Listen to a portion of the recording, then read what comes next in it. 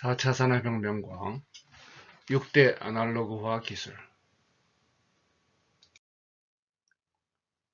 이미 우리가 살펴본 바와 같이 현실과 가상이 융합하는 4차 산업혁명에서는 첫 번째 단계는 현실 세계에서 데이터를 끄집어내는 일이죠. 자, 현실 세계를 데이터화하면은 우리 마음대로 조작할 수가 있는 가상의 세상으로 보내서 빅데이터를 만들게 됩니다. 이 빅데이터를 인공지능이 요리하면은 예측과 맞춤의 가치를 만들죠. 그 결과를 현실 최적화를 하게 됩니다. 이러한 순환 과정을 통해서 현실 세계가 더 나은 세상으로 바뀌는 거죠.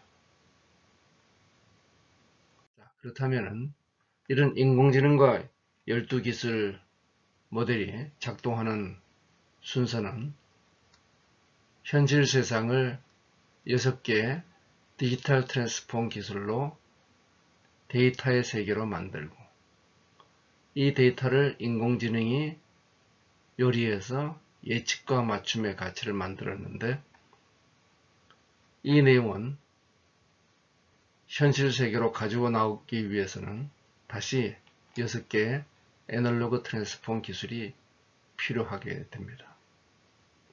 자, 그래서 3차 산업혁명에서 만들어졌던 디지털 트랜스폼 기술이 인공지능을 바탕으로 하는 데이터 세계에서 융합되고 그 결과가 다시 애널로그 트랜스폼을 거쳐 가지고 현실 세계로 나온다는 이 과정이 K선의 인공지능과 12기술 모델이죠. 자, 첫 번째, 우리 욕망을 디자인하라. 궁극적으로 인간이 어떤 욕망을 바라는가 하는 문제를 보도록 하겠습니다. 백준성 교수는 필요한 게 세탁이지 세탁기가 아니라고 일갈한 바가 있습니다. 혁신의 요소를 보면은 혁신은 가능성을 만드는 기술과 그리고 사람들이 무엇을 원하느냐 하는 욕망과 그리고 이 두 가지를 연결하는 비즈니스로서 혁신이 만들어집니다. 이래서 우리 경제는 농업경제에서 산업경제를 거쳐 2차 산업혁명이죠. 3차 산업혁명의 서비스 경제를 거쳐서 이제 4차 산업혁명의 경영경제로 진화하고 있습니다. 그리고 여기서는 제일 중요한 속성이 개인이 갖는 경험이죠. 자, 이러한 경험경제로의 이동을 말하는 질문은 이제 무엇을 해야 되는가 하는 문제에서 왜 해야 되는가 하는 문제로 전환하게 됩니다. 자, 왜? 이것은 인간의 개인의 가치죠. 자, 개인의 가치가 이제는 기술의 관점보다 우선하게 됩니다. 인간의 욕구 파악이 차별화의 가장 중요한 요소가 된다는 것입니다. 이제 4차 산업혁명에서는 기술과 인간의 헤게모니가 변화하고 있습니다. 즉, 인문학과 심리학과 같은 문제를 찾는 학문이 기술보다 우선하게 된다는 거죠. 이래서 전통 경제학으로 해석이 안 되는 소비 행동들이 등장하고 있습니다. 이 전체를 우리가 설명하자는 것이 서비스 디자인을 현실과 가상으로 확대한 CPS 디자인이 되는 것입니다. 현실의 세상, 그리고 데이터의 세상, 이 두 개의 세상이 융합을 하죠. 사이버 피지컬 시스템으로 융합하면서 서비스 디자인이 기술 중심에서 이제는 서비스 중심으로 이동하게 됩니다. 우리는 디자인을 그래픽 디자인에서 인터랙션 디자인, UX 디자인, CX 디자인, 서비스 디자인으로 디자인의 영역을 확대해 왔죠. 그런데 이 서비스 디자인은 아직까지는 오프라인 영역에 집중되어 있었습니다. 이것이 현실과 가상을 연결하는 이 현실 세계의 가상, 가상 세계의 현실, 대표적인 것이 아마존고 같은 것이죠. 즉 이와 같이 디자인의 영역을 서비스 디자인을 넘어서 CPS 디자인으로 확대해보자 하는 것이 저희 케이슨이 주장하는 내용이고, 이 과정에서 나타난 현상은 물리 세상과 가상 세상이 융합하는 혼론 현상이 발생합니다. 현실 세계가 데이터화되면서 가상 세계로 가는데, 이 과정에서 가상 세계는 전체를 가지는 빅데이터를 가지게 되죠. 즉 전체와 현실의 부분, 이 두 가지가 융합하는 부분이면서 전체, 전체면서 부분이 되는 혼론 현상이 만들어지면 이것이 궁극적으로 자기 조직화로 진화하게 되는 척경이 되죠. 이러한 서비스, 그렇다면 CPS 디자인 이전에 서비스 디자인의 툴킷을 간단히 보면은 서비스를 이해하는 역할자 맵, 마인드 맵, 그리고 서비스를 분석하는 커스터머 저니 맵이라는 고객 여정 지도, 이 안에 많은 요소들이 있죠. 서비스 컨셉을 개발하고 아이디어를 개발하는 페르소나, 스토리텔링 등이 있고, 서비스를 평가하는 프로토타입, 서비스 평가 모델들이 있습니다.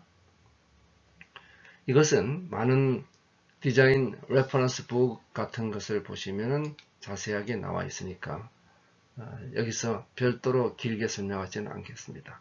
단지 이 서비스 디자인이 어떻게 발전할 것이냐, 바로 CPS 디자인으로 발전한다는 것입니다. 케이슨이 제시하는 CPS 디자인은 제일 첫 번째 단계는 현실과 가상을 연결하는 모델을 설계하고, 두 번째는 이것이 데이터를 수집, 저장, 분석, 최적화하는 4단계 융합 과정, 이것을 서비스 디자인 프로세스를 통해서 분석을 하고 여기에 필요한 기술을 적용하고, 이 4단계가 기술의 단계라면은 비즈니스 단계는 이 디자인 과정에서 손해보는 집단과 이익보는 집단을 잘 조화시키는 이해관계자 대응, 그리고 반드시 표준을 통해서 생태계 기준으로 사업을 만들고, 차별화 역량은 약간의 특허와 5%의 차별화된 소프트웨어를 하라는 것이고, 그리고 가벼운 시작을 하라는 것입니다. 그러면은 이 서비스를 이해하기 위해서 관찰 대상에 대한 공감을 통해서 이해를 하겠죠. 그러면은 커스터머 저니 맵에 의해서 저희들이 호텔을 검색할 때, 그리고 호텔에 들어와 메인 페이지에 왔을 때, 그리고 호텔의 경험, 이런 것들을 커스터머 저니 맵으로 만들어 보죠. 자, 그러면은 여기서 이제 터치 포인트가 등장하게 됩니다. 병원을 갔을 때 입구에서 접수, 대기, 상담, 검사 등의 이 터치 포인트를 우리가 정의를 하고, 바로 모멘텀 트루스죠. 여기서부터 CPS 디자인이 시작됩니다. 이 터치 포인트인 병원의 안내판과 여기서 인간이 원하는 빠른 길 찾기를 연결하는 1:1 대응 모델의 데이터를 평행 모델 데이터라고 정의를 합니다. 이와 같이 각 터치 포인트마다 저희들이 이와 같이 평행 모델을 데이터를 만들고 이것을 현실과 가상을 순환시키면서 최적화한다는 것이죠.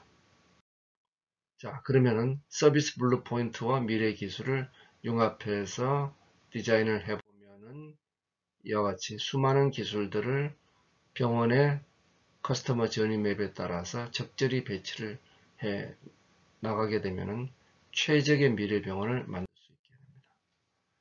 이와 같이 터치 포인트마다 어떤 기술을 적용할 것이냐, 어떤 알고리즘을 적용할 것이냐가 중요하죠. 대부분의 경우는 오픈 소스를 사용하라는 것입니다.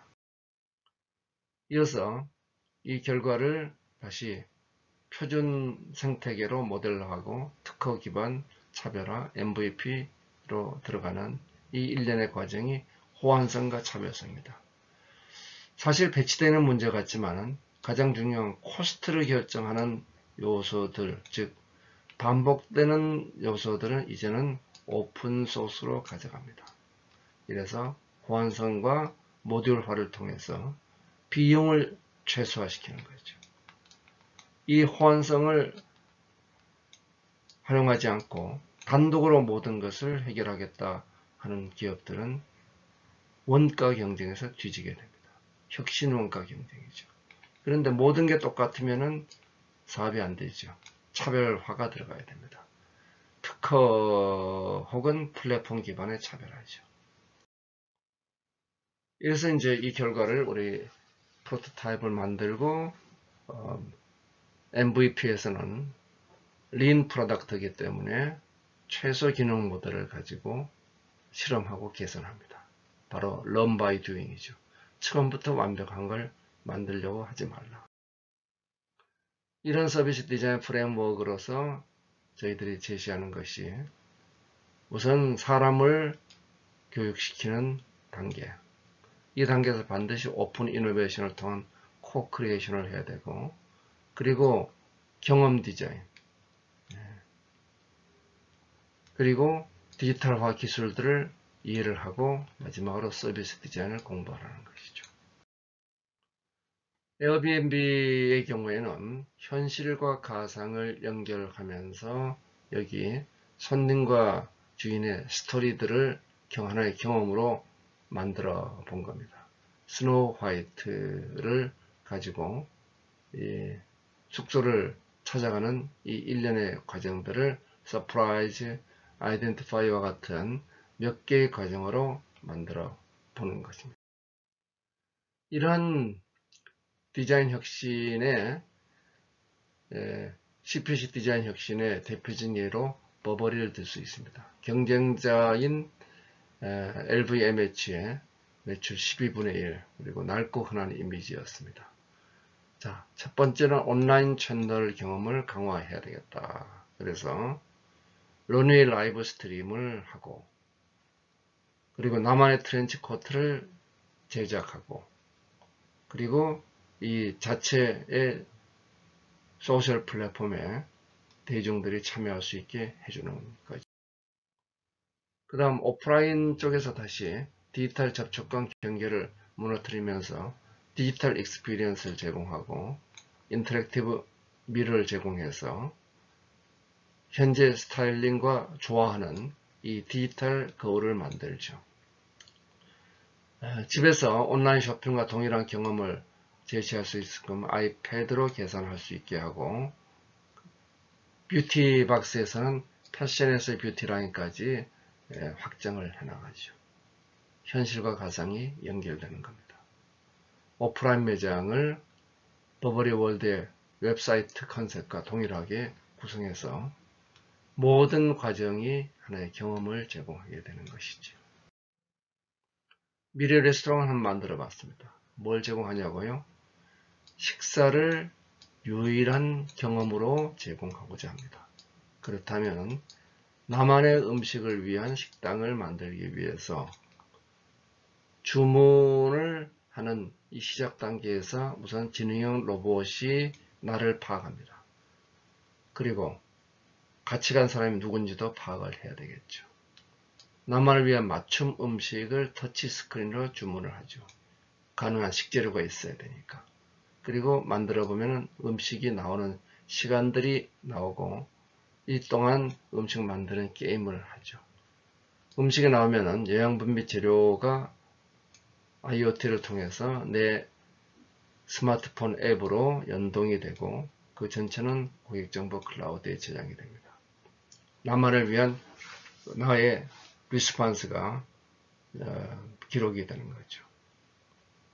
이 일련을 고객을 통해서 예측과 맞춤의 서비스가 가능하게 됩니다. 이런 미래의 레스토랑을 만드는데 필요한 수많은 기술들이 등장하는데 직접 개발할 필요는 없죠. 기술은 이제 필요할 때 조달할 수 있는 요소들이다. 하나의 모듈들이죠. 중요한 건 전체를 우리가 현실과 가상을 연결한 서비스 디자인을 하자. 필요한 참고 자료 및 관련 업체를 소개해 드렸습니다.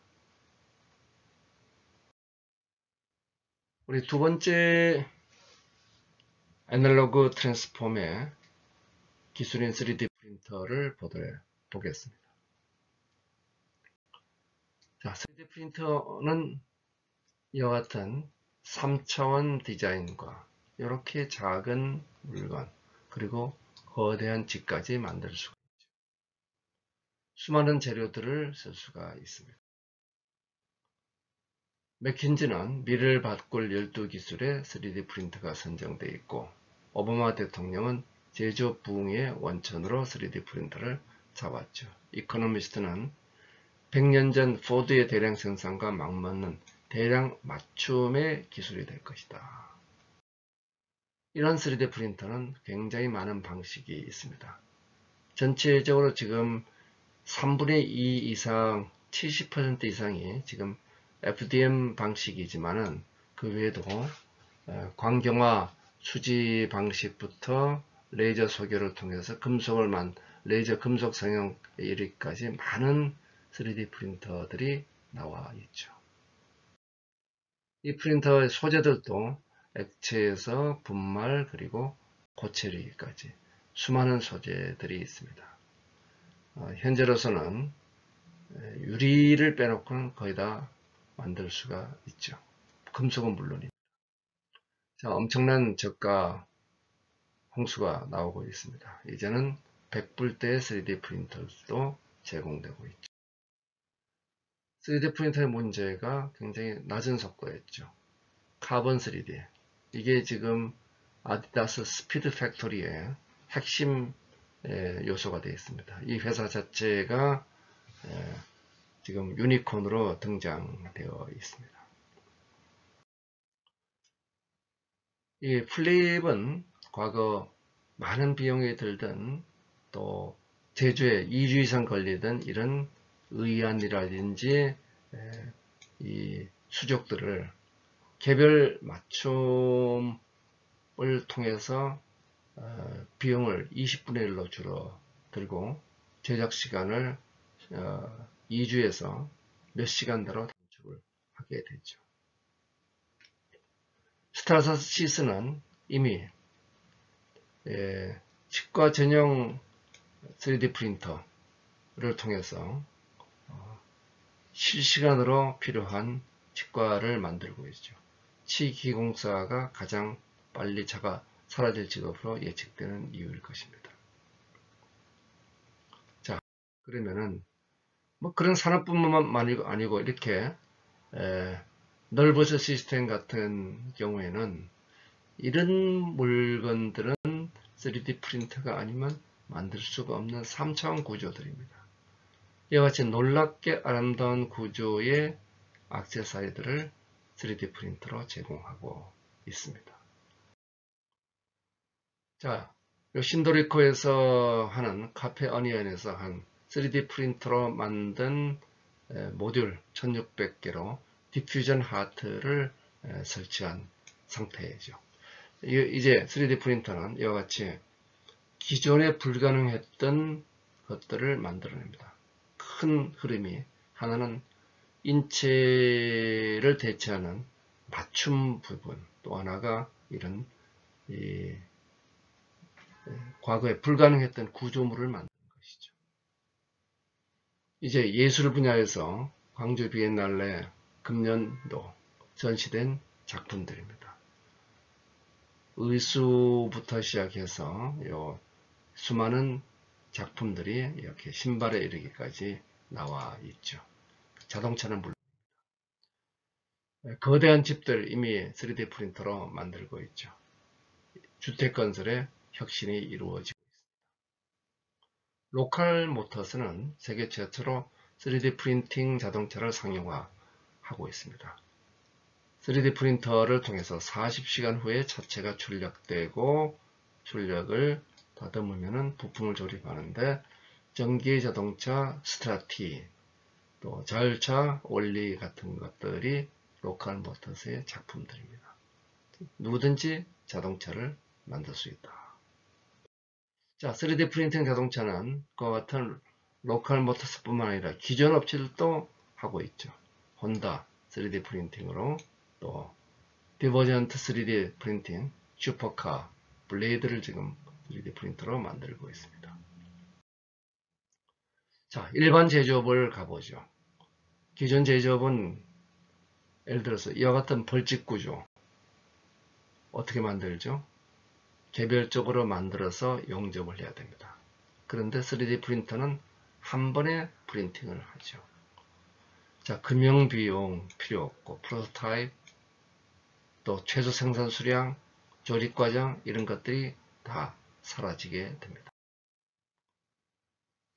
자, 프로토타입을 리얼타임으로 만들고 금형 제작이 없고 조립 공정 단순화되고 우리 얼마나 좋겠습니까? 근데 문제는 뭐냐? 기존 금형을 만들 때는 초기 비용은 들지만 일정 수량이 넘어가면 찍어내는 비용이 줍니다. 따라서 이 3D 프린터와 기존 금형 기반의 생산 사이에는 이 크로스오버 포인트가 존재하게 되죠. 그래서 이 문제가 앞으로 전체 생산을 바꿀 문제가 됩니다. 궁극적으로 3D 프린터가 갖춰지면 공장이 아닌 유통도 사라지고 재고도 사라지고 소비자와 생산자가 디자인으로 연결이 되죠. 프린팅 하면은 조립이 필요 없습니다. 아디다스 같은 경우 프린터로 만들고 복잡한 조립 과정이 생략이 되죠. 자전거도 궁극적으로는 프린트하면 타고 갈 수 있도록 하자는 것이 꿈입니다. 3D 프린팅은 거기서 끝나지 않죠. 이와 같이 개도국의 의족을 만드는데 전문가 없이 만들 수 있는 시스템을 만들고 있죠. 이게 유명한 Not Impossible 프로젝트, 남수단의 프로젝트가 되고 있습니다. 3D 프린팅 시장은 제일 큰 시장이 출력과 설계 디자인입니다. 실제로 프린터 출력기기 자체의 시장은 생각보다 크진 않습니다. 100억 불이 안 될 거로 현재 보고 있죠. 소프트웨어 굉장히 중요하죠. 자, 오토데스크부터 시작해서 많은 소프트웨어들이 이러한 뒷받침을 하고 있습니다. 3D 프린터 제조업체로서는 양대 업체가 스타타시스와 3D 시스템이죠. 이 시스템들이 거의 다 인수를 했습니다. 자, 3D 시스템이 인수한 회사들 명단입니다. 우리 한국의 회사도 이누스 테크놀로지가 있죠. 소프트웨어, 3D 스캐닝 소프트웨어 회사입니다. 스타타시스 세계 최대의 3D 메이커인데 이 두인유어셀프의 3D 메이커인 메이커봇을 인수함으로 인해 가지고 압도적 세계 1위로 등장하게 됐죠. 그리고 이들은 뭘 가지고 있느냐? 이들은 쉐이프웨이를 통해서 디자인을 공유를 합니다.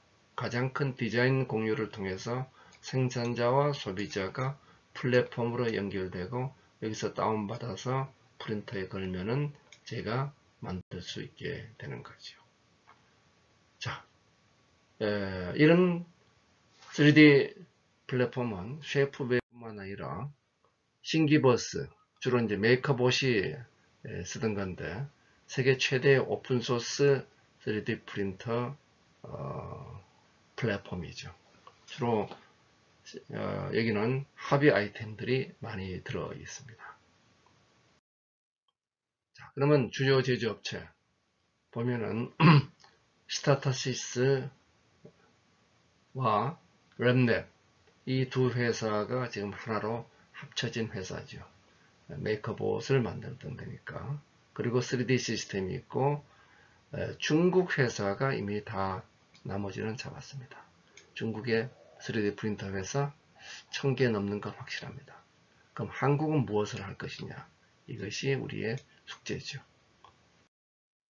3D 프린터는 결국은 서비스와 특허의 싸움이 됩니다. 3D 프린터는 프린팅이 아니고 프린티드, 어떻게 활용할 것이냐의 문제입니다. 여기 있는 수많은 애플리케이션들 하나하나가 어떻게 활용하느냐 하는 비즈니스 모델이 될 수가 있죠.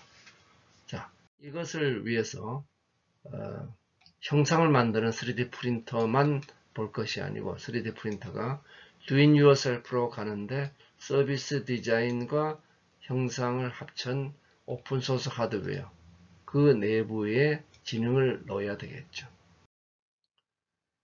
2005년 이태리에서는 우리가 만드는 하드웨어들이 거의 대부분 CPU가 있고 메모리가 있고 비슷한데 왜 개별적으로 만드느냐? 그럴 필요가 없지 않느냐. 이래서 아두이노 프로젝트를 시작하게 되죠. 그러니까 보조 부품을 공유할 수 있게 되고 공개 코드를 공유할 수 있게 됩니다. 대부분의 이제 의료기기부터 시작해서 드론 같은 이런 소비자 용품들은 아두이노 기반의 오픈소스를 활용하면 누구든지 쉽게 만들 수가 있게 되었습니다.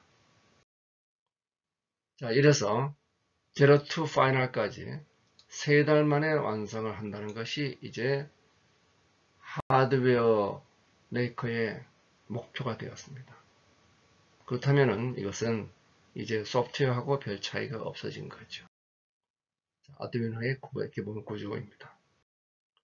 라즈베리 파이는 아두이노를 넘어서는 그 기능이 요구되는 경우들이 많이 있었죠.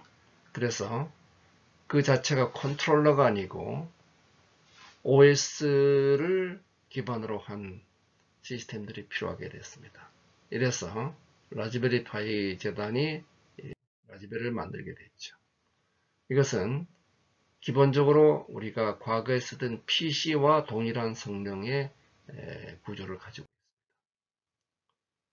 이런 오픈소스 하드웨어가 수많은 회사에서 지금 보급되고 있죠. 이런 오픈소스 하드웨어로 이제는 뭘 만들 수 있냐? 3D 프린터로 3D 프린터를 만들 수 있게 되었고 이 친구가 그걸 만든 친구죠. 랩넷 프로젝트가 바로 3D 프린터로 3D 프린터를 만들자는 프로젝트에 해당됩니다. 그런데 이제는 이러한 그 3D 프린터의 오픈소스 하드웨어를 집어넣는 내재된 지능도 필요 없는 시대로 들어서고 있죠. 연결지능, 빅데이터 기반의 연결지능의 시대가 다가오고 있습니다. 소프트뱅크의 손정희가 페퍼를 발표하니까 많은 사람들이 이거 깡통 로봇 아니야? 예, 깡통 맞습니다. 그런데 IBM 왓슨과 연결을 하니까 얘가 무지하게 갑자기 똑똑해졌죠. 이 내부에는 지능이 없습니다. 지능은 외부에 있죠. 사스의 형태로 제공되고 있습니다. 우리 휴보가 2015년 달파 챌린지에서 우승했죠. 여기에 인공지능을 부여하면 얘가 무지하게 똑똑하고 힘이 센 얘가 되는 거죠. 자, 그렇다면 이제 로봇을 보도록 하겠습니다.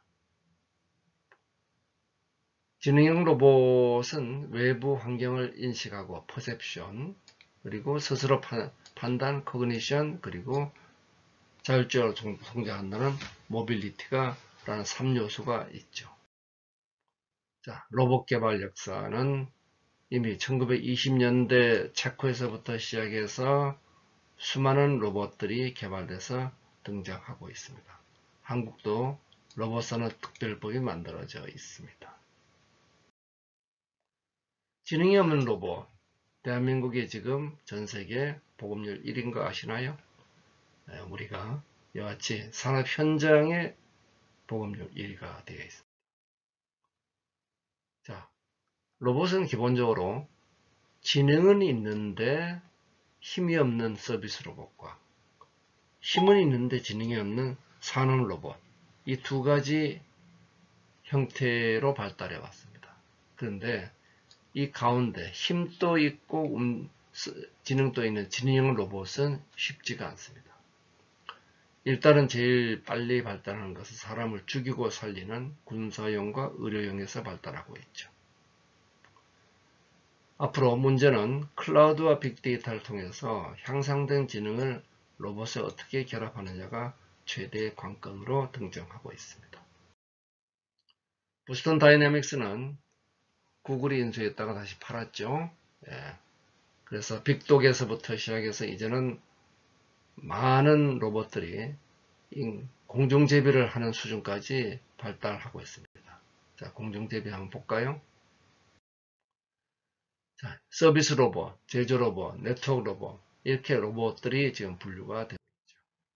요소 기술로서는 소프트웨어, 또 하드웨어, 네트워크, 이렇게 해서 이 3대 분야에 걸쳐서 다양한 기술들이 뒷받침되고 있는데, 실제 로봇 제작을 놓고 보면 센서의 문제와 컨트롤러 문제, 이것이 현실적으로 액투에이터가 무지하게 비싸고 기구부가 어렵고 굉장히 아직은 가야 될 길이 많습니다.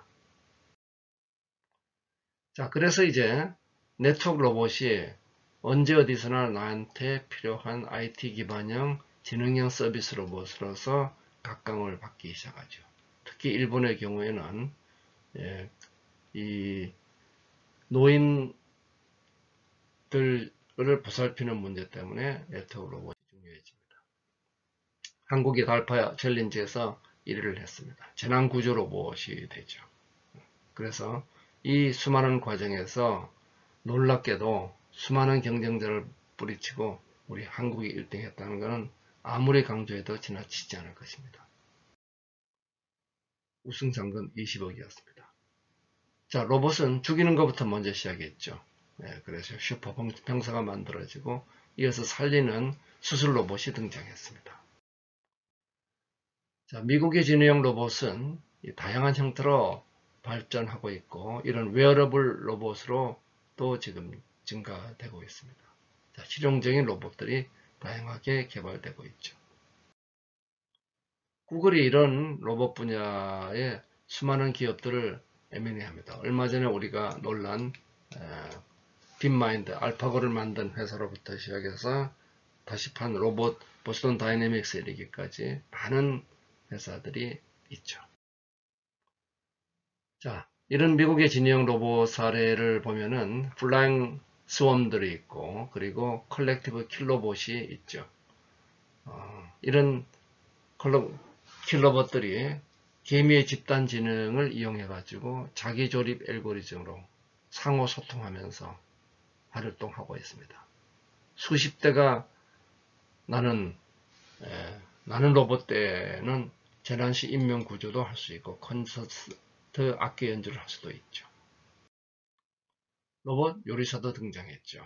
그래서 레시피에 따라서 조리를 하고 그리고 로봇 카페에서 바리스타가 서비스하는 그림을 동영상 한번 볼까요? 이제는 인간과 코오퍼레이션하는 코봇이 중요해졌습니다. 인간과 로봇은 각각 역할이 다르죠.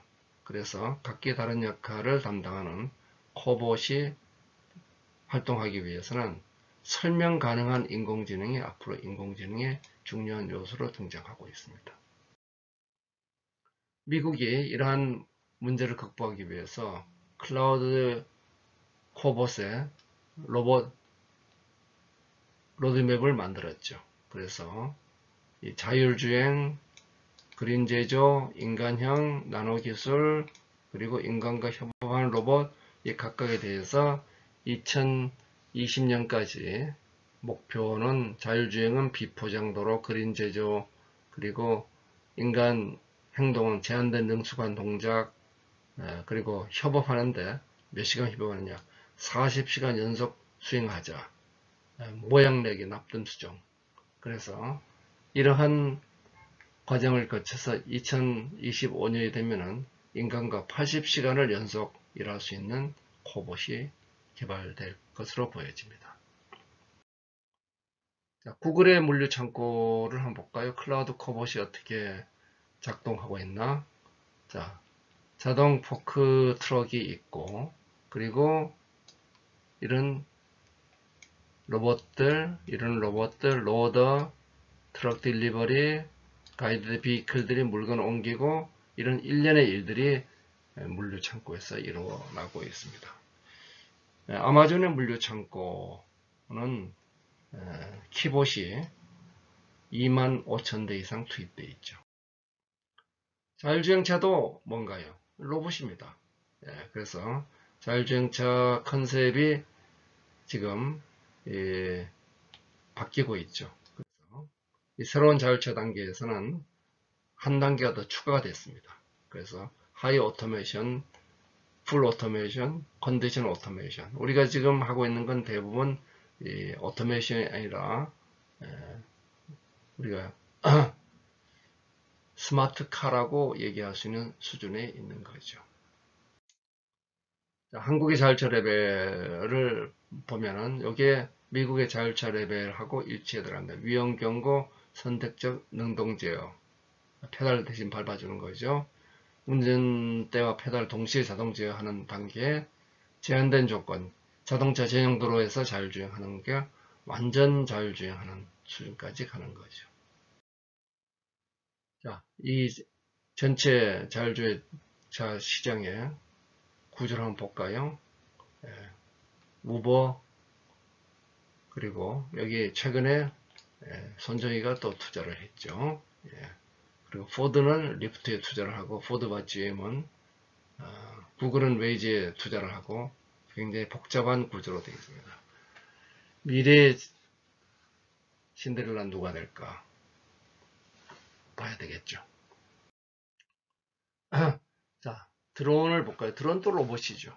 그래서 상업용 소형 드론에 대해서 2016년도에 또 새로운 규정을 발표했습니다. 그래서 드론의 정의도 완화되고, 육안으로 볼 수 있는 주간 사용을 시야를 넘어서 허용하고, 최대 고도 122m를 전공에 확대하고, 그리고 거리를 유연화시켰습니다. 자, 이제 드론은 규제를 벗어나서 미국인 16%가 드론을 활용하도록 하자는 게 목표로 미국 정부가 발표하고 있습니다. 아마존은 이를 위해서 택배를 위한 아마존 프라임 에어를 인수를 했죠. 그리고 금년에 시범 서비스를 하고 있습니다. 옛날에 만든 비디오는 엉터리입니다. 이와 같이 착륙 장소가 있어야지 드론은 정확히 착륙이 가능합니다. 자, 인텔이 100대 드론 쇼를 호주 시드니에서 기가 막히게 벌였죠. 작년입니다. 작년 8월 2일. 우리 동영상 한번 볼까요? 앞으로 불꽃쇼를 이걸로 대체하지 않을까 생각합니다. 일본도 개인형 서비스 로봇이 고령화세 때문에 굉장히 많이 발달하고 있습니다. 나 대신 출연하는 로봇이 등장하고 있죠. 한국도 우리 오준호 박사님이 미국 달파 챌린지에서 자랑스럽게 우승을 했고, 그 외에 여러분들이 연구를 지속하고 계십니다.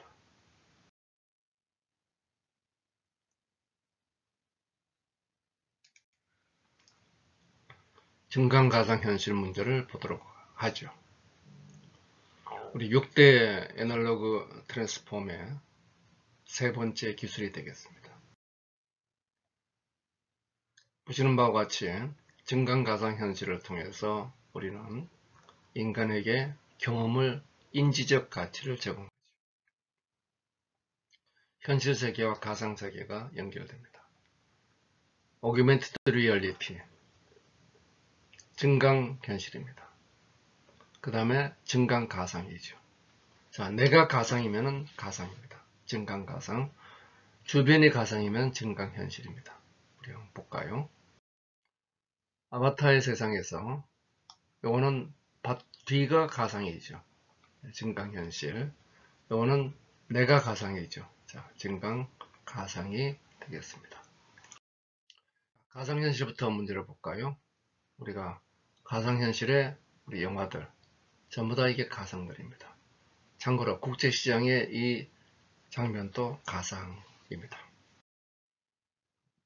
영화의 상상력이 이제는 현실의 기술로 나오고 있죠. 마이너리티 레포트 2015년도에 마이크로소프트가 구현을 하고 있습니다. 증강 기술을 보기 위해서는 우리 인간의 신호들이 다 이렇게 수집이 돼야 되겠죠. 오감융합이 이루어지고 있습니다. 이런 웨어러블 기기들의 수많은 뎁 센서들이 오감 정보를 융합해서 초광각과 자연지능이 합쳐진 슈퍼맨이 탄생하게 되죠. 우리가 느끼지 못하는 것들이 꿀벌의 시각, 자외선이죠. 뱀의 시각, 적외선이죠. 그리고 초음파, 개 후각 이런 것들은 우리가 느끼지 못하는 자연지능들입니다. 이런 인간의 오감이 컴퓨터와 상호작용하면서 가상현실 치료가 가능하다고 그랬었는데 실제로 이 가상현실 치료가 지금 보면은 굉장히 많이 IBM이 얘기하는 5년 뒤 컴퓨터 오감 혁신은 인간의 모든 영역에 걸쳐서 컴퓨터의 오감이 진화하게 되면서 인간의 감지 능력을 넘어설 것이라는 거죠. 자, 이를 통해서 짜증날 일이 없는 쾌적한 여행을 할 수 있게 됩니다. 가이드가 짜증스럽죠. 어떤 길로 가느냐? 우리에게 이와 같이 증강 현실을 통해서 보여줄 수 있게 됩니다. 헬스케어도 이제는 나만의 주치의가 항상 마치도 나의 옆에 있는 것처럼 느껴지는 거죠. 이런 생산성이 극대화된 환경에서 우리는 클라우드 환경의 증강 가상 현실로 IoT를 사용해서 개인 비서를 통해서 더 즐거운 일을 하게 될 것입니다. 스포츠의 경우에서도 머니볼처럼 데이터 분석으로 기계적의 20연승을 하듯이 웨어러블로 데이터를 수집하고 그 데이터를 분석해서 다시 최적의 맞춤 설계를 할 수 있게 되는 거죠. 자, 가상현실의 시대가 가상현실은 뭐니 해도 실질적으로는 팔머 럭키가 매트릭스에서 영감을 얻어서 만든 오큘러스로부터 출발하죠. 킥스타터에서 240만 불 펀딩을 성공합니다. 거대한 성공을 하죠. 그 성공한 이 돈으로 제품을 만들어서 2014년에 오큘러스를 2조 원에 페이스북에 팔죠. 저커버그 한 얘기십니다. 그 당시 생각의 공유는 문자에서 사진, 동영상을 거쳐 체험이 될 것이다. 바로 가상현실의 생각의 공유가 이루어지게 된다는 것이죠.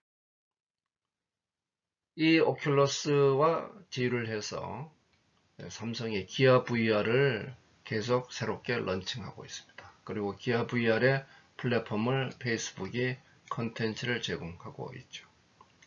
기본적으로 오큘러스가 하이엔드라면은 기아 VR은 로우 미들 엔드로서 스마트폰을 이용하는 겁니다. 스마트폰의 가속계 자이로 센서 등을 이용한다.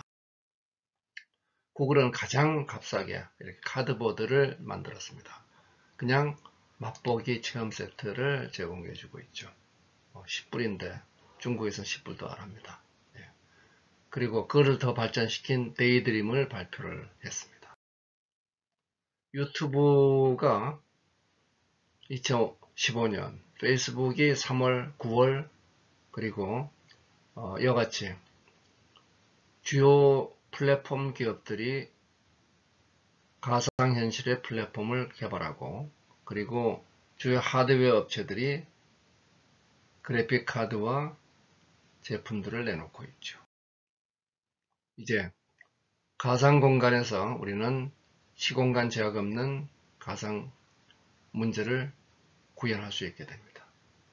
한번 내용을 볼까요? 이런 VR 마케팅은 VR로 루브르 박물관을 관람하기 어려운 사람들한테 리얼 체험을 제공하고 있습니다. 제주항공의 경우는 송정기와 대만 여행을 가상현실로 떠날 수 있게 해주고 있죠. 즉, 이제는 마케팅의 수단으로 등장하고 있습니다. 증강현실은 포켓몬고로부터 우리는 알았죠. 나이언틱 프로젝트, 이게 구글의 사내 벤처였죠. 이거 포켓몬이 합쳐졌습니다. 자, 아마존고는 무인 매장으로서 현실과 가상이 연결된 마케팅을 하고 있죠. 자, 도심 RPG 게임이 등장합니다. 가장 대표적인 게 바로 포켓몬고 이전에 등장했던 구글의 잉그레스 프로젝트였죠. 자, 이걸 우리가 확대해 보면은 러닝맨 혹은 건축학 개론과 같은 이런 영화나 드라마를 도시의 게임으로 만들 수가 있게 됩니다. 바로 증강현실이 도시 생활에 들어오는 거죠. 증강현실이 웹하고 같이 떠오르고 있습니다. 이제 웹 표준을 준수한 모바일 증강현실 브라우저가 개발되었습니다. 아르곤이라는 이 이름은 예를 들어서 공항시설 정보를 확인하려면 앱을 설치해야 되죠. 그게 아니고 웹 AR을 가지고 바로 열람하고 원하는 위치로 이동한다. 구글 글래스는 다시 구글 비즈니스로 재탄생하고 있습니다. 그래서 시청각 정보가 융합되니까 이걸 통해서 모든 것을 꿰뚫는 투시 능력들을 가지게 됐죠.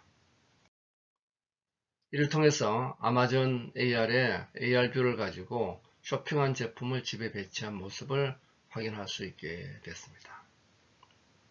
이케아도 이러한 서비스를 iOS 11 AR 키트 뒤에서 말씀드리겠습니다. 이 홀로렌즈를 통해서 의학 교육을 하고 있습니다. 구글 글래스를 통해서 수술을 하고 있죠. 페이스북이 오큘러스 단말기를 통해서 하고 카메라 이펙트 플랫폼을 증강현실로 선보이고 있죠. 자, 그러면은 현실 세상을 스캔해야 됩니다. 바로 그 일을 위해서 구글이 프로젝트 탱고를 발표를 했습니다. 작년도에 파프로를 가지고 오브젝트의 버추얼 오브젝트를 뎁스를 잴 수 있게 한 거죠. 자, 실제 이 어떤 상태를 통해서 모션 트래킹을 자, 구글은 이 뎁스 카메라가 내장된 전용 스마트폰이 필요하죠. 그래서 물건을 샀을 때 어떤 느낌이 나느냐를 알려주고 엔터만 알려주고 있습니다. 금년에 애플이 야심적으로 공개한 아이폰 11이 갖고 있는 가장 큰 특징이 뎁스 센서입니다. 그래서 소프트웨어 AR 키트를 가지고 이제 굉장히 많은 애플리케이션들이 등장하고 있죠. 대표적인 인체 해부 도면 같은 겁니다. 여러 가지 증강 가상현실의 사례를 제공하고 있습니다. 비즈니스 모델들을 볼까요? 중소기업들은 이제 애플리케이션 쪽에 굉장한 사업 기회, 그리고 이걸 이용한 마케팅 또 새로운 비즈니스 모델 굉장한 사업기회들이 만들어지고 있죠. 기기 플랫폼 애플리케이션 중에서 기기와 플랫폼은 대기업의 영역, 애플리케이션과 컨텐츠는 민간의 영역이 될 겁니다. 여기는 이머시브하고 앰비언트한 기술들이 있고 여기 많은 증강현실 기기들이 자리하고 있습니다. 많은 기기들이 계속 나오고 있죠. 아직 빅히트는 없습니다. 가상현실의 제일 큰 문제를 놓고 보면은 많은 기기들이 있지만은 아직은 울렁증 문제를 완전히 극복을 못하고 필드 오브 뷰 문제도 극복이 잘 안되고 있죠. 애플리케이션도 많은 애플리케이션들이 등장하고 있습니다. 그리고 컨텐츠 가장 재미있는 게 수족관이지. 오래 봐도 괜찮습니다. 전시할 수 있죠. 체험 기가 막히죠. 수많은 기업들이 여기 뛰어들고 있습니다. 시장 규모는 아무래도 증강현실 쪽이 가상현실보다는 더 빨리 클 거로 예측하고 있습니다.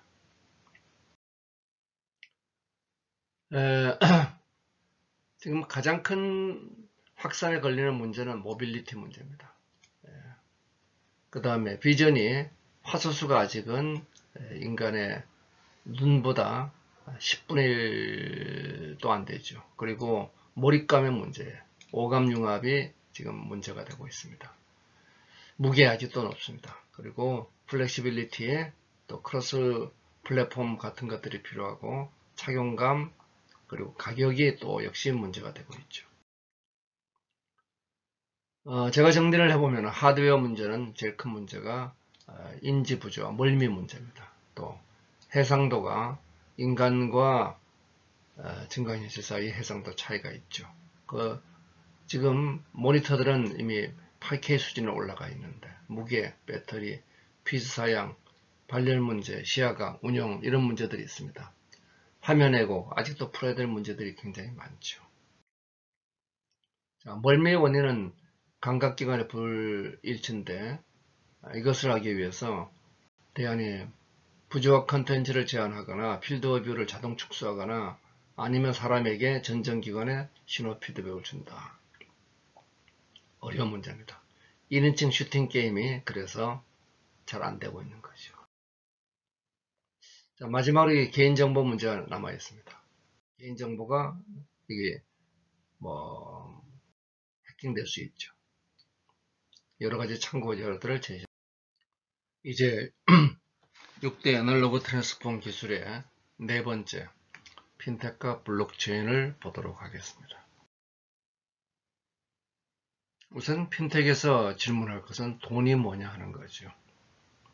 돈은 숫자와 신뢰라는 두 개의 키워드로 요약이 됩니다. 돈은 화폐가 아니잖아요. 금융은 뭐냐? 금융은 거래 상대 간의 기간의 미스매치, 규모의 미스매치, 가치의 미스매치를 버퍼링 해주는 역할로 등장한 거죠. 원래 뱅크는 벤치에서 나온 거니까. 여기서 이제 정부가 적절히 규제를 하는 규제 산업이 되겠습니다. 결국 키워드는 가치, 보안, 연결 이 세 가지로 집약이 됩니다. 그렇다면 저비용 실시간에 맞춤 금융이 과거의 금융을 대체해서 등장할 수 있게 되죠. 핵심 키워드는 빅데이터와 보안 연결 플랫폼이 되겠습니다. 가치는 빅데이터로, 그리고 보안은 인증기술로, 연결은 플랫폼으로 대체하는 거죠. 그러면 은행이 기본적으로 분해됩니다. 따라서 핀텍은 보안 연결과 빅데이터 플랫폼인데 이 보안 연결과 빅데이터 플랫폼을 통해서 과거에 불가능했던 실시간의 저비용의 거래가 가능해진 거죠. 금융의 스마트화가 이루어지고 있습니다. 이런 핀텍을 통한 변화는 롱테일 경제의 확산입니다. 아마존이 소규모 판매 에서부터 시작했듯이 거대한 반센노블을 경쟁하는데 오프라인 경쟁은 피했죠. 대부분의 수익은 롱테일 온라인 판매에서 이루어졌습니다. 마찬가지로 핀텍도 소액 맞춤 금융에서 우선 등장합니다. 자, 이래서 기존의 금융의 영역은 안전하고 불편하거나, 예를 들어서 집을 사고 파는 거죠. 아니면 편리하고 위험하거나 편의점 가서 맥주 한잔 사는 거죠. 그런데 핀텍 혁명은 이와 같이 안전하고 편리한 혁명을 불러일으키고 있습니다. 한국의 현실은 자, 핀텍의 유형은 결제, 송금, 환전, 융자보험, 증권, 투자 이 영역에 걸쳐서 점진적으로 발전을 하고 수많은 기술들이 이러한 발전을 뒷받침하죠. 우선 결제를 볼까요? 결제는 핀텍의 출발점입니다. 간단하죠. 결제는 돈을 그냥 보내는 겁니다. 그냥 연결만 하면 되죠. 그리고 이 결제를 통해서 가장 중요한 것은 거래 기록이 빅데이터로 자산화된다는 것입니다. 자, 이걸 통해서 거대한 기업으로 성장한 것이 알리바바죠. 알리바바는 한국보다 6년 늦게 알리페이라는 지급결제를 시작했습니다. 3년간에 걸쳐서 8천만의 고객들의 데이터를 모으게 되니까 실시간으로 대출하면서 중국 기준은행에 비해서 디폴트가 절반으로 줄어들었습니다. 당연히 경쟁력이 있으니까 이제 투자를 쉽게 받을 수 있게 되고 M&A 펀드를 시작하니까 순식간에 돈이 몰리죠. 당연히 보험은행으로 확대되어 나갑니다. 이 모든 시작이 지급결제에서 얻어진 빅데이터죠. 자, 그러면은 이것을 다음으로 송금환전으로 연결됩니다. 송금환전은 결제와 똑같습니다. 단 물건을 안 사고 보내면 송금이고 사고 보내면 결제죠. 그리고 곱해서 보내면 환전이 됩니다. 역시 마찬가지로 중요한 건 거래 기록의 빅데이터 자산화입니다. 토스가 바로 이 시장을 파고드는 거죠. 무료 송금 간편 결제를 제공했습니다. 자, 1분 만에 가입하고 3분 만에 3단계 만에 이체한다. 굉장히 편리하죠. 사용률이 무려 40%가 넘습니다. 기업가치 1년 지금 작년 매출은 지금 120억을 넘어섰죠. 근데 수익은 어디서 날까요? 바로 데이터입니다. 송금 서비스를 통한 데이터 획득이죠. 자, 이 일련의 과정에서 앞으로는 어떻게 되느냐? 수수료 0%의 메신저를 통한 이 거래가 일반화됩니다. 이는 신용카드의 종말을 의미하고 있죠. 자, 자산관리로 이제 넘어가 볼까요? 지금까지 송금 환전은 단순한 연결이라면 자산관리는 빅데이터 분석을 해야 됩니다. 그래서 송금 환전에서 얻어진 데이터를 분석해서 이것을 활용하면은 수많은 데이터를 가지고 미래를 예측할 수 있게 되죠. 자, 크라우드 펀딩은 대단히 중요하죠. 한국에 중간금리 시장이 없는 게 문제입니다. 중간금리 시장을 만들려면은 빅데이터 분석을 해야 되죠. 자, 빅데이터 분석을 해야지 우리가 중금리 시장을 세분화시켜 줄 수가 있게 됩니다. P2P 금융이 바로 하는 일이 이런 일인데 데이터가 없습니다. 핀텍은 앞으로 이제 단순한 연결을 넘어서 분석 단계로 들어섰죠. 그리고 고액 단계까지 가고 있습니다. 기존은행과 인터넷은행, 레거시가 없죠. 점포가 없어. 점포가 없어야지 강합니다. 네. 그래서 전통은행과 K뱅크, 카카오은행을 보면은 비대면 그리고 무점포 결국 기본 비용이 줄어들게 되어 있습니다. 카카오뱅크의 경우는 기존 컨소시엄들이 기존의 사업들이 여기 있죠. 그것을 이렇게 플랫폼으로 연결해서 묶어가는 것이 미래의 전략이 될 겁니다. 자, 그러면은 이것이 M&A에서는 불가능한가? 지금 M&A도 핀텍으로 변화하고 있습니다. 엑셀이나 캠링크드 같은 회사는 온라인의 탐색과 오프라인의 딜러를 연결한 핀텍 플랫폼을 가지고 있죠. 자, 여기 전체에 해당되는 게 빅데이터 분석이죠.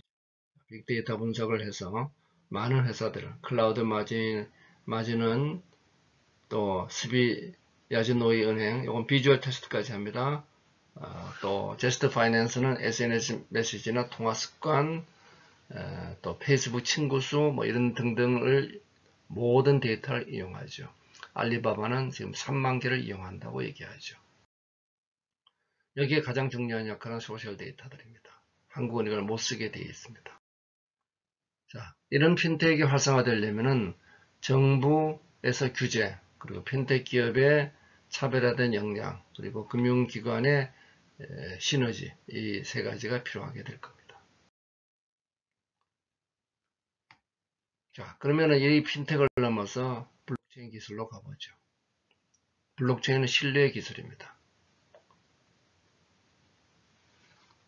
스카이프, 비트코인 다 똑같이 기술 기반이죠. 이 기술 기반에서 응용이 블록체인의 응용이 비트코인, SMTP의 응용이 이메일, VoIP의 응용이 스카이프가 되고 그 전체는 인터넷에 기반을 하고 있죠. 그렇다면 신뢰는 뭐냐? 신뢰는 분산, 집중 두 가지 형태의 신뢰가 있습니다. 블록체인은 어떤 신뢰냐? 분산과 집중이 결합되어 있죠. 자, 그러면은 모든 블록이 과거를 갖고 있으니까 이름이 블록체인입니다. 소유자 간 거래를 하는데 거래 자체는 암호화됩니다. 암호화된 것이 블록 간 연결되니까 시간이 연결되죠. 기록이 남습니다. 이것이 분산 저장이 이루어지죠. 현재 금융거래는 중간에 허브가 있죠. 블록체인은 기본적으로 P2P 거래를 통해서 투명성, 익명성, 보안성을 뒷받침하고 있습니다. 저는 이것을 분산된 신뢰, 자기조직화 기술이라고 얘기하죠. 자, 신뢰 네트워크 블록체인은 참여 주체 간의 다양한 효익이 발생하게 됩니다. 검증기관이 없이 P2P 거래를 한다.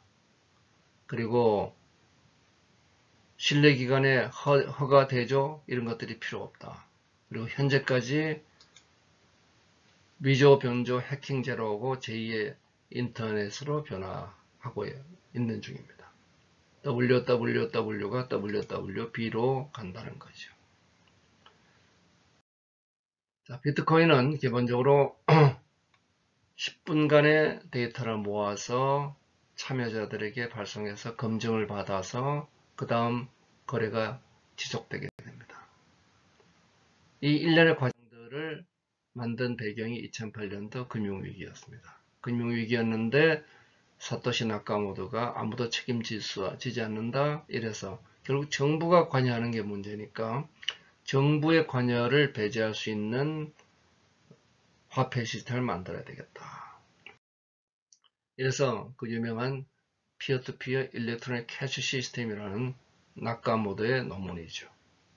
이 앱스트랙트에 비트코인 전체의 핵심 아이디어들이 여기 들어있습니다.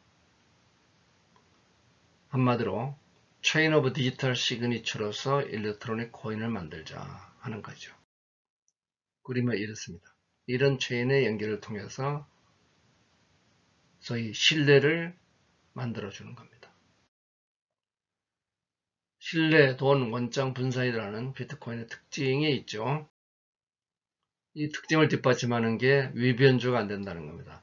이 블록을 만들고 있는데 여기를 이중 지불을 하려면, 왜냐면 이게 전자화폐니까. 그러면은 요 가운데 있는 걸 다 고쳐야 되죠. 불가능하다는 겁니다. 전 세계 연산 능력의 50% 이상을 독점하면 가능할 수도 있습니다. 이러한 블록체인은 Public Private Consortium 블록체인으로 나누어지고, 이 블록체인의 가치를 보려면 자료를 분산할 것인가? 그럴 필요 없으면 도입할 필요가 없고, 누가 사용할 것이냐? 허가된 사람? 프라이빗으로. 그 다음 누가 관리할 것이냐? 관리할 사람을 지정하면 컨소시엄으로. 자, 이렇게 해서 블록체인의 체크리스트를 만들 수가 있습니다. 블록체인의 활용 분야는 신뢰이기 때문에 모든 신뢰 대안이니까 암호화폐, 공공보안, 산업응용, 거래결제 모든 분야에 활용이 될 수가 있습니다. 암호화폐, 우리가 아는 비트코인, 리플, 라이트코인, 이더리움, 수많은 블랙 화폐들이 있죠. 자, 리플 같은 경우는 현재 2 내지 4일 소요되는 외환 거래가 순식간에 이루어지죠. 금융업에서 블록체인 활용이 날로 증가하는 이유입니다. 자, 블록체인은 공급 사슬 관리에서도 활용이 되죠. 예, 전체 서플라이 체인 매니지먼트가 이 흘러가는 과정의 모든 내용들이 블록에 담겨서 연결되니까 이 일련의 과정에서 불필요한 비용과 시간 낭비를 줄일 수가 있게 되고, 무엇보다 부품 공급과 지불 계약이 스마트 계약으로 자동 진행이 되니까 불필요한 일들이 줄어들게 됩니다.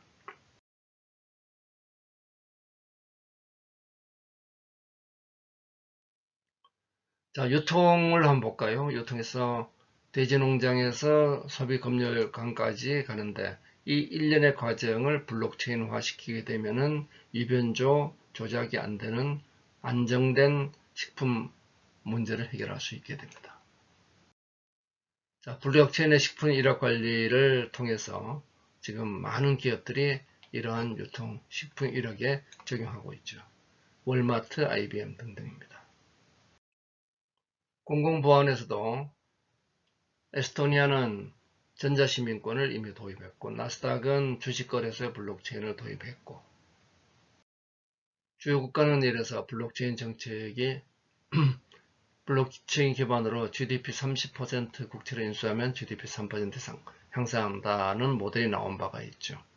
중국은 디지털 화폐팀이 디지털 통화를 중앙정부 주도로 추진하고 있고, 캐나다는 은행 간 거래, 그리고 현금 담보 거래, 또 영국은 비트코인과 유사한 코인을 만들어서 거래 원장 유지 통화 공급을 분리한다는 정책을 펴고 있습니다.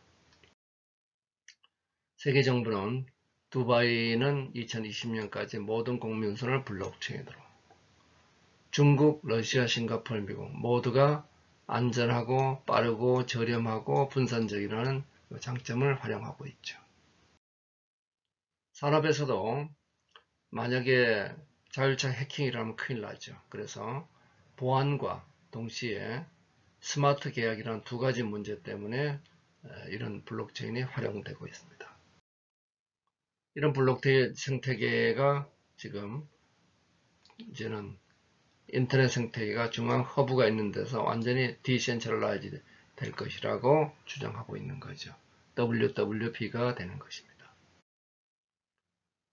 거래 결제 분야에서도 수많은 소액 결제가 이루어지고, 이런 일들을 뒷받침하는 오픈소스의 블록체인 패브릭이 현재 나와 제공되고 있습니다. 그래서 기존 금융, 낮은 금융을 빠른 금융으로 바꿀 수가 있고, 은행 청산 시스템이 다 바뀌어가고 있죠. 최근 비트코인이 분리되었습니다. 자, 그래서 확장성과 부정채굴을 때문에 분리를 했죠. 그리고 계속 가상화폐 광풍이 되고 있지만, 이게 튤립퍼비와 같은 네덜란드 문제에 재현이 될 것인가 우려도 있습니다. 그러나 저는 대한민국이 비트코인 거래 세계 1위라는 것은 어마어마한 기회가 될 수 있다고 생각하고, 버블 현상을 지나치게 통제하는 것은 위험하다고 보고 있습니다. 자, 대표적인 게 이 ICO의 정부 금지 조치 같은 것들이죠. 정치도 바꾸고 있습니다. 디지털 트랜스폼이 정치를 전 세계에 걸쳐서 바꾸고 있습니다. 그리고 이 바꾸는 핵심에 블록체인 전자투표가 있죠.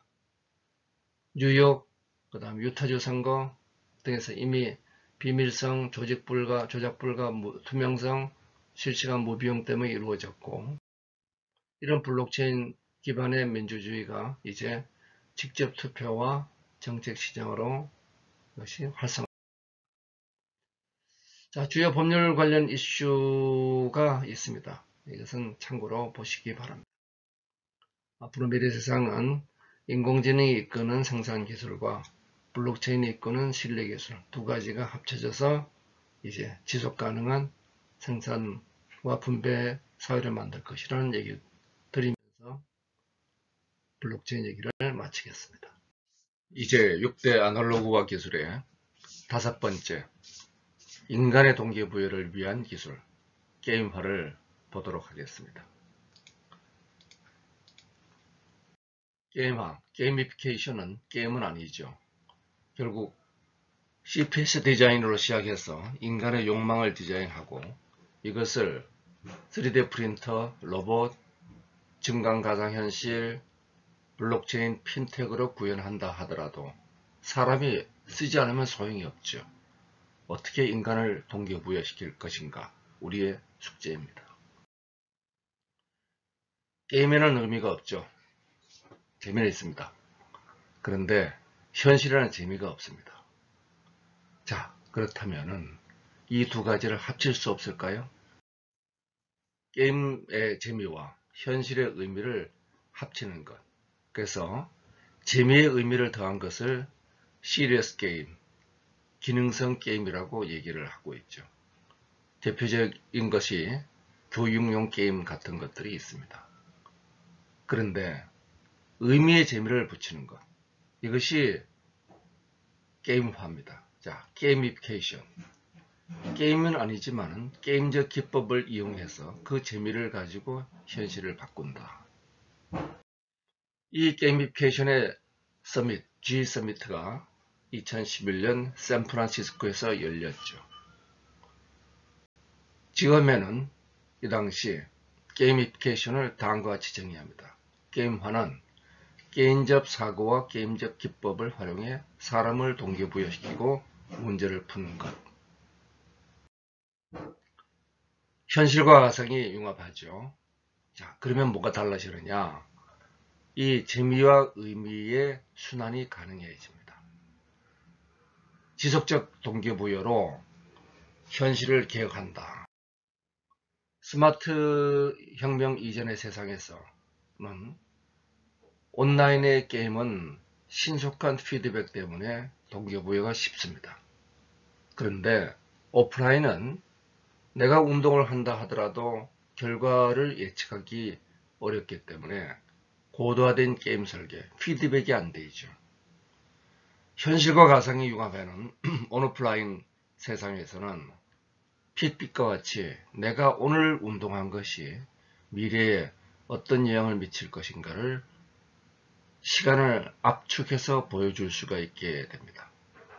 자, 그렇다면 과거의 동기부여, 당근과 채찍, 이것이 이제는 더 이상 먹히지가 않습니다. 교육을 위해서 묵 콘텐츠를 제공해도 틀어놓고 우리가 게임을 하면 소용이 없죠. 자, 온라인의 동기부여, 이것을 위해서 과거와 같은 징벌은 오프라인 세상에서 굉장히 강력한 힘을 발휘하죠. 특히 측정 가능한 반복 업무, 생산의 라인 업무, 이런 데는 통제와 규정의 징벌이 가장 효과적입니다. 그러나 눈에 보이지 않는 오프라인 세상, 이때 예를 들어서 영업사원들과 같은 경우는 성과지향적 업무에 적합하죠. 보상의 Y이론이죠. 자, 이와 같은 외부로부터 동기부여는 바로 불행하지 않게 만드는 동기부여입니다. 행복은 내부로부터 나오죠. 자, 내재적 동기부여가 뭘 만드느냐? 바로 이런 기업가적인 삶을 만들어냅니다.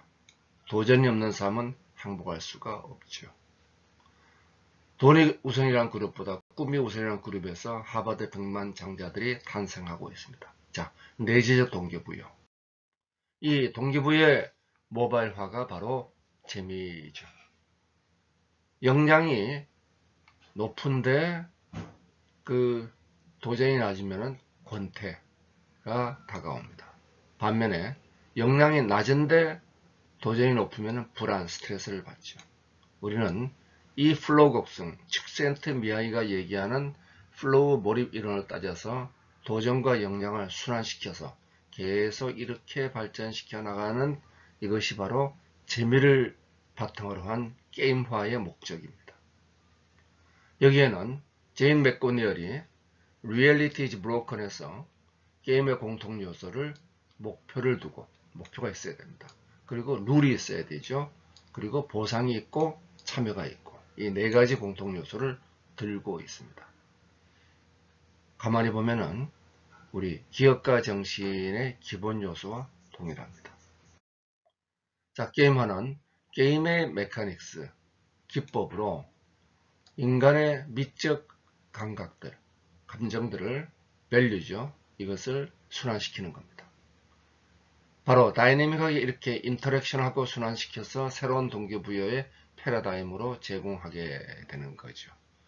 또 과거에는 이와 같은 게임의 기법을 현실로 가져오는 게 어려웠죠.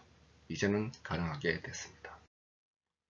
자, 이래서 인간이 갖고 있는 미학적 감정들, 호기심, 만족, 놀람, 신뢰, 즐거움, 질투, 자신감, 이런 것들이 게임의 컴포넌트와 룰에 있는 레벨을 주고 포인트를 가지고 리더보드를 만들고 배지를 주고 미션을 주고 가상 물질을 주고 하는 이런 게임의 기법과 순환해서 시간에 따라서 레이싱을 하거나 어포인트먼트를 하거나 아니면은 프로그레시브 언락을 하거나 리워드 스케줄을 주는 상호작용을 하게 됩니다. 시간의 흐름에 따라서 게임과 상호작용을 하죠. 이것을 우리가 게임의 MDA 모델이라고 얘기를 하고 있습니다. 게임화의 기본 모델 MDA 모델입니다. 자, 플레이어는 여기서 메카닉의 관점에서, 그리고 디자이너는 전체를 보는 미학의 관점에서 상호작용하게 되죠. 애니팡은 이와 같은 MDA 방식을 통해서 포인트를 주고 고를 주고 리더보드를 만드는 메카닉스를 가지고 인간의 짜릿한 불안감, 성취감을 다이내믹한 경쟁과 기록 경신에서 주고 있습니다. 바로 이것이 게임의 요소죠.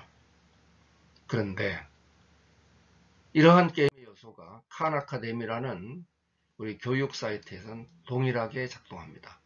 포인트를 주고 배지를 주고 그리고 궁금증, 성취감, 짜증을 주고 이것을 역량의 성장과 재미의 축으로 연결하는 거죠. 자, 게임의 결과 의미 있는 가치 창출이 이루어집니다. 그런데 이런 게임의 요소들이 단계에 따라서 인간의 욕구에 따라서 이 역시 진화를 해줘야 되죠. 최초에는 뭐를 가지죠? 소위 소유품을 축적하게 만드는 아이템을 축적하고 포인트를 만들죠. 그리고 부정적인 결과를 피하기 위한 안정의 욕구도 추구하지만은 동시에 포럼, 채팅방, 경쟁 등의 소속감의 욕구를 가져가고 그리고 존경의 욕구, 내가 자선, 지위 이런 것들을 획득하게 되죠. 그런데 궁극적인 건 뭘까요? 궁극적인 것은 내재적 동기부여. 게임 이상의 가치를 만들고 위대한 일을 게임 플레이어에게 인지시키고 이로부터 탐욕, 새로운 것을 만들고 싶은 욕구를 끄집어내죠. 개인의 능력 향상과 사회적 가치를 동시에 부여하게 됩니다. 다니엘 핑크가 게이미피케이션 101에서 주장한 내용이죠.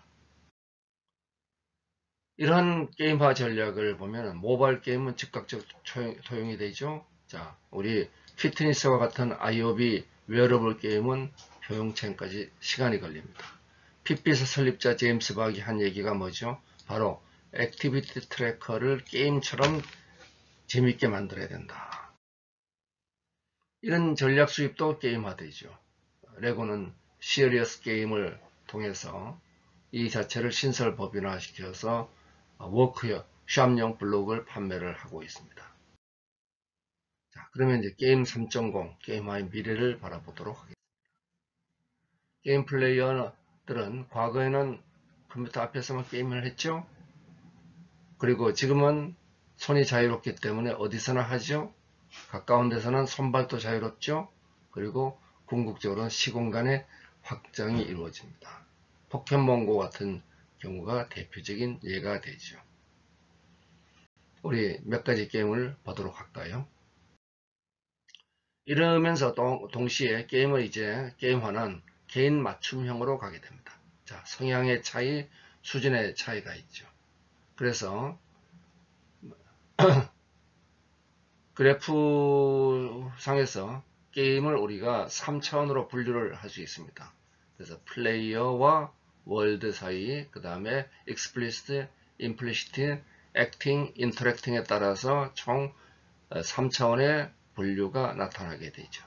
이 분류에 따라서 이제 개인의 플레이어의 데이터가 모여서 집단화되고, 이 집단화된 데이터가 맞춤과 예측을 통해서 개인에게 예측된 서비스를 하게 되죠. 바로 핏빛이 이와 같은 게임화를 맞춤형으로 서비스해서 성공한 대표적인 예가 됩니다. 다른 웨어러블 업체하고 근본적인 차이는 없는 회사죠. 이런 빅데이터와 융합되면서 헬스킷은 게임화 서비스들과 연결돼 가지고 하나의 헬스 게임을 만들어 갈 수 있게 되었습니다. 그 결과 사람들의 건강이 좋아진 거죠. 보험에서도 좋아집니다. 한국 국가도 게임화를 할 수 있습니다. 납세, 선거, 연구개발, 행정 다 모든 것을 정부가 게임화, 민간도 헬스케어, 교육, 관광예술, 기업경영 전부 다 인간의 동기부여를 게임화로 할 수 있죠. 이제 4차 산업혁명의 현실과 가상융합이 이것을 가능하게 만들었습니다. 자, 그렇다면은 이런 일을 하기 위해서 정부는 의지를 가지고 민간은 게임화 플랫폼을 가지고 가야 되겠다. 자, 공공참여가 영국은 마이 소사이어티를 통해서 공공참여가 이루어지죠. 그래서 모바일과 LBS가 적용되면서 픽스 마이 스트리트에서는 도로를 고쳐주는 사진이 올라갑니다. 위치 정확히 올라가죠. 그리고 결과 바로 볼 수 있죠. 국세청의 세금 포인트 대표적이죠. 창업도 이제는 게임과 비슷합니다. 린 스타트업 사이클 자체가 도전, 성취, 학습, 재도전 바로 게임화 사이클과 일치하죠. 엑셀러레이터들은 도전과 경쟁과 협력, 그래서 네트워킹 파티와 데모데이, 투자와 네트워크로 보상을 해주죠. 해커톤도 제한된 시간과 룰로 도전을 하고 경쟁과 협력을 하고 학습을 통해서 선발과 재도전을 하게 됩니다. 게임 DNA로 한국은 게임의 강력한 국가입니다. 한국의 개별적인 IT 역량과 그리고 한류의 미학적 역량이 승부욕으로 합쳐진 게임을 만들 수가 있죠. 우리 현재 스트레스 코리아에서 스마일 코리아로 대전환을 하자는 것입니다.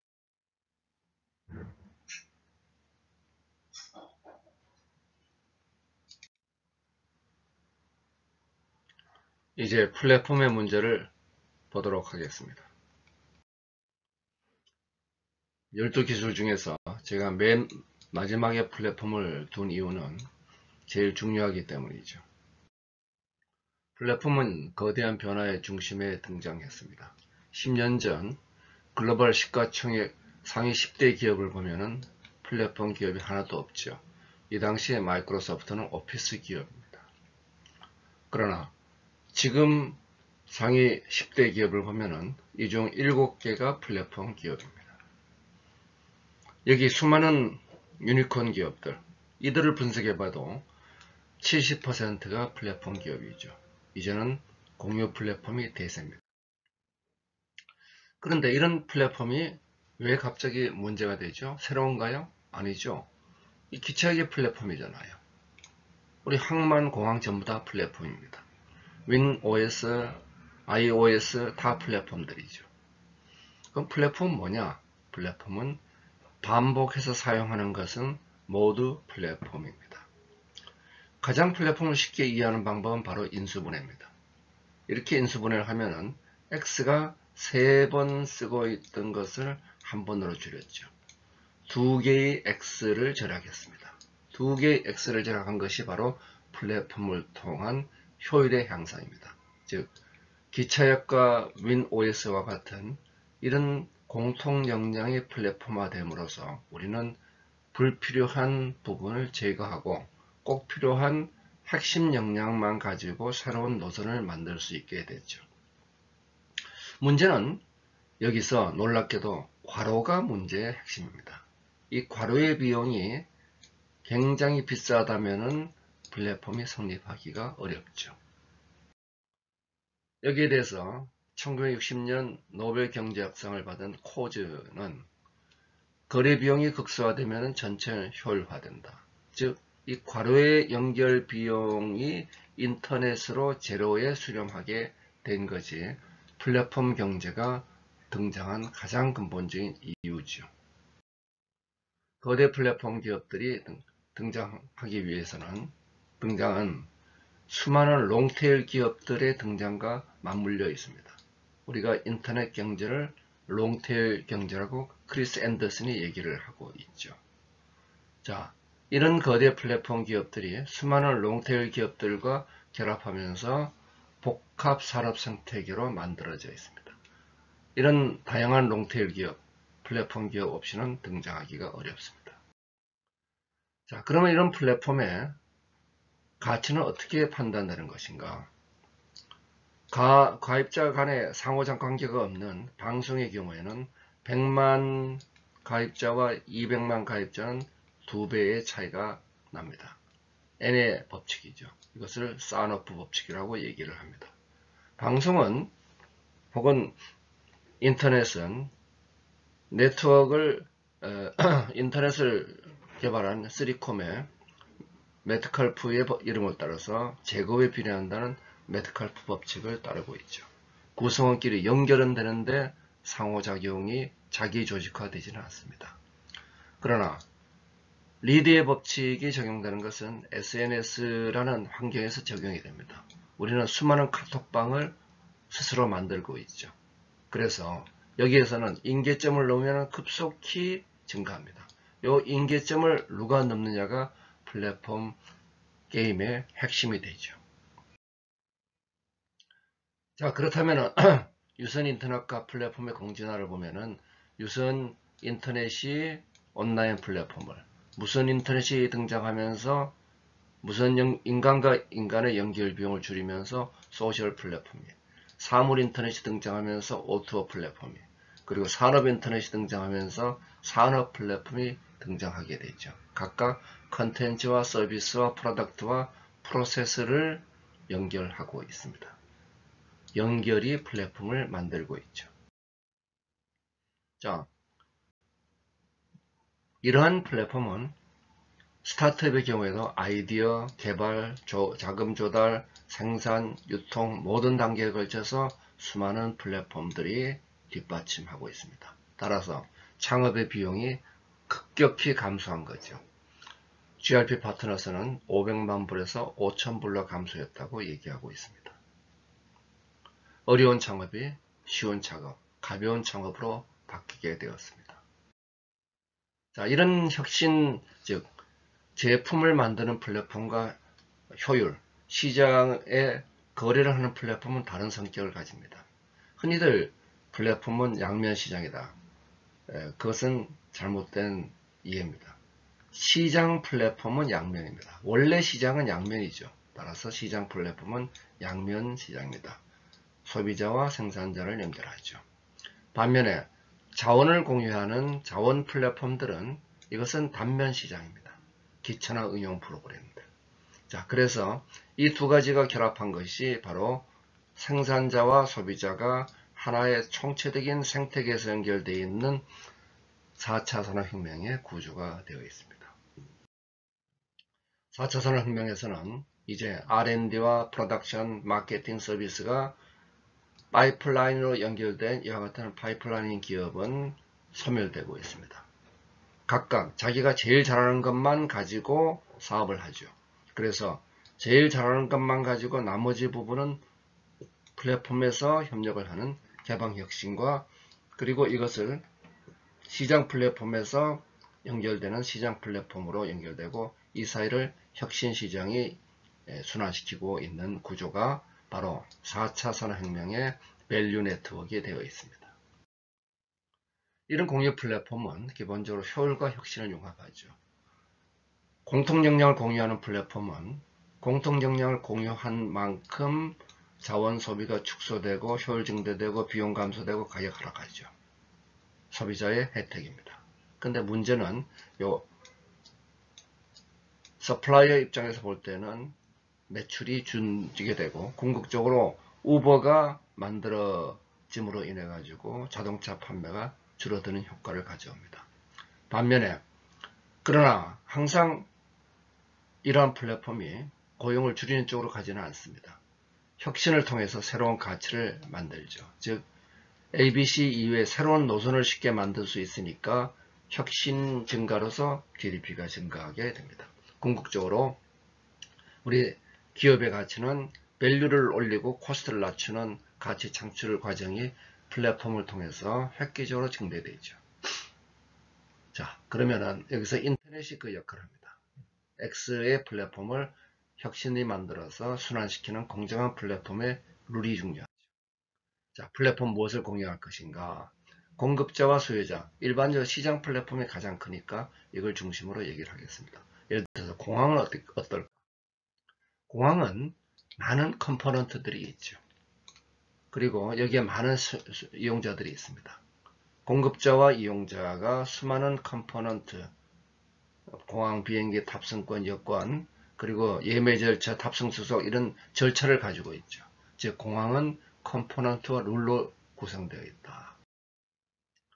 그래서 이러한 컴포넌트들, 하드웨어, 소프트웨어, 아키텍처와 룰, 스탠다드, 프로토콜, 폴리시 등이 생산자와 공급자 사이에 연결되어 있습니다.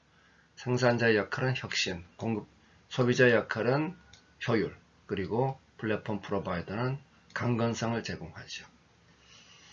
따라서 이 연결을 하는 표준 API가 제공되어야 되고 그리고 여기에는 신뢰 문화, 신뢰라는 필터 역할이 있어야 됩니다.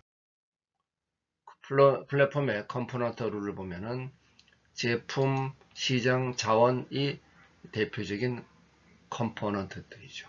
그리고 이것을 어떻게 이용할 것이냐, 어떻게 비용을 낼 것이냐, 어떻게 수익을 배분할 것이냐, 이게 룰이 됩니다. 자, 그러면은 이 생산자와 소비자의 가치 교환을 하는 플랫폼에서는 참여자와 그리고 무엇을 교환하실 것인가, 가치 단위죠. 예를 들어서 우버의 차량 목록, 트위터의 트윗, 그리고 필터가 여기에 신뢰를 제공합니다. 그래서 뉴스피드에서 골라주고 최적의 상황을 만들어주죠. 이 안에는 정보, 상품, 통화 등을 교환합니다. 성공적인 플랫폼에 따라서 쉽게 접근이죠. 가면 즐겁고 결과적으로 가치를 얻는 이 세 가지 상호작용이 필요합니다. 케이스는 이에 따라서 플랫폼 가치 모델을 다음과 같이 제시하게 되었습니다. 플랫폼의 가치는 우선 커야 된다.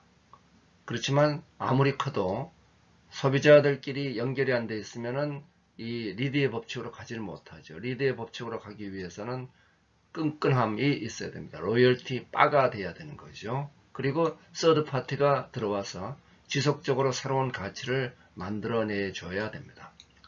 그래서 플랫폼의 크기와 플랫폼의 창발성과 플랫폼의 확장이 바로 핵심적인 플랫폼의 가치가 되죠. 그렇다면은 크게 하기 위한 끌어오기, 그리고 서로 상호작용을 올리기 위한 촉진하기, 그리고 필터로 매칭하기가 플랫폼 사업자의 3대 프로세스가 됩니다. 어떻게 하면 많은 사람들을 끌어오느냐. 그러면은 공급자와 소비자가 공급자에게는 혁신과 효율, 그리고 소비자에겐 대량 맞춤의 가치, 그래서 전략적 제휴, 그리고 킬러 컨텐츠를 제공, 이들 사이에 교차 보조, 즉 남자 여자의 비율이 안 맞으면은 여기서 돈을 여자들한테 무료로 해주게 되죠. 그리고 이들의 교차 네트워크 효과를 통해서 플랫폼은 확산되게 됩니다. 자, 그러면은 여기에 많은 보조 수단들이 있죠. 프리미엄, 최저가격 할당, 개방 API 등이 있고, 그리고 플랫폼의 가격은 내 원가를 그대로 다 받으면은 인계 질량 도달이 늦어지죠. 그래서 빨리 인계 질량을 도달하니까 현재 수익보다 낮은 장기적 플랫폼의 전략적 사고가 필요하죠. 따라서 여기서 투자를 못 받으면 플랫폼이 불가능해요. 여기서 그치지 않고 플랫폼은 계속적인 M&A로 카카오는 메신저, 게임, 금융 등으로 늘어나고 있죠. 이런 플랫폼 가버넌스는 결국 플랫폼의 가치 창출과 가치 분배를 룰을 만드는 데 달려 있습니다. 전체적인 그림을 보면 플랫폼은 컴포넌트와 룰로 구성되어 있고, 이 참여자들은 그 위에 있는 모듈들의 표준 API를 통한 확산을 통해서 많은 가치를 서로 만들고, 여기 책임과 권한, 개방과 통제의 메커니즘을 가버넌스 결정하고, 그리고 외부 환경과는 멀티 호밍 비용과 보안 제어 외부 효과를 가지고 순환되고 있는 거죠. 이런 플랫폼이 붕괴되는 경우를 보면 플랫폼 발굴 양적 성장 과정에서 인계 질량에 도달 못해요. 그 다음 물 관리가 안 돼서 사라집니다.